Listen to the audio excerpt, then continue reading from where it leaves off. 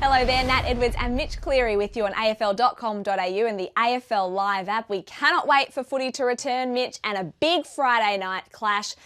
Hawthorn and Geelong, but this time at GMHBA Stadium. And the Hawks, well, they haven't really travelled down there much. I think 15 years, the last time they played at the Cattery. What is the state of play at Waverley? Well, I hope Clarko's been in and had his GPS fitted in that, because he's going to need it to get down to the Cattery. He was coaching back then, but it's been a long time, as you said. It's a big month for the Hawks, isn't it? The Geelong down at the neutral, or the venue that haven't played at for a long time, skinnier ground, so keen to see how that plays out. But they've got Richmond, North Melbourne, and then GWS away after that. So it's a massive month. They had a great win in round one, as we know, but so much falls onto this. I think if they can split these next 4 games, they're well on the way to finals, because it'll become a lot easier in the back end. As you say, a good win against the Brisbane Lions in round one, a team they hadn't beaten in the last 4 occasions. What needs to change? Is there anything that they need to tweak? I don't think. I was there that day and thought they were fantastic. The one thing I love about the Hawks this year is the addition of Tom Mitchell back. Just adds so much more midfield depth, because as we saw in round one, it released Chad Wingard to go forward and he kicked 3 goals. I think he's a damaging half forward. He showed that at Port Adelaide, dual All-Australian and a couple of best and fairest over there. So he goes forward and he can have those bursts in the midfield. Now, as we know, Jaeger O'Meara in some doubt with that fracture above his eyebrow. Wingard may need to go back in there. So I think that's a big part of what Alistair Clarkson has done. We know Warple, best and fairest last year.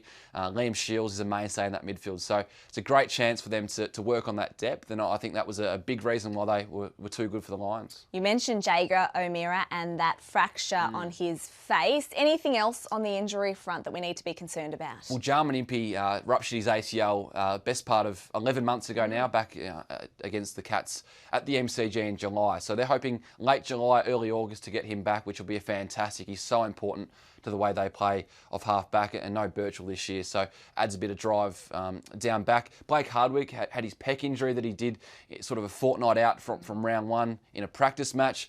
They're hoping he's going to be fit, and we know a couple of top finishes in the BNF recently for him, so he's huge for that footy club. Dan Howe a little bit further away with foot injuries, nursing back from surgery, but apart from that, they look pretty good, and I think it's exciting times for what Clarko can deliver this year. Is there a player who looks like they've benefited most from this ISO period? Well, I think it's a couple of those guys that have had the long-term injuries. John Patton had the 1 game, but he's got a full run at it now, 8 or 9 weeks of full training. He did most of the pre-season, but I think that's only going to help him. And Tom Scully is the other one, a shortened season. We saw glimpses last year, but I think he's going to be better again this season than what he delivered for Hawks fans last year. So a couple of those guys, ex-Giants, I think they're going to be a big beneficiary of having the break and getting full training periods under their belt. And just before we go, anyone we should be watching from an AFL fantasy point of view, someone that we maybe could trade in? Chad, I love what he's going to be able to do. The goals help you in fantasy, as we know, and now with O'Meara, watch to see if O'Meara misses round 2. I'd be keeping an eye on Chad. And you can't look past Tom Mitchell. We spoke about those long-term injuries. I didn't even mention Tom Mitchell. He is going to be huge off that broken leg. He admitted pre-season it was going to take some time to get back to his best. 10 weeks now of full training. Watch to see what he can deliver, because he's been pretty busy in that home gym of his. Oh yeah, we saw that on social media. He's been working out a lot. All right, thanks Mitch. Cannot wait for this game. Stay with us here on AFL.com.au as we count down to round 2.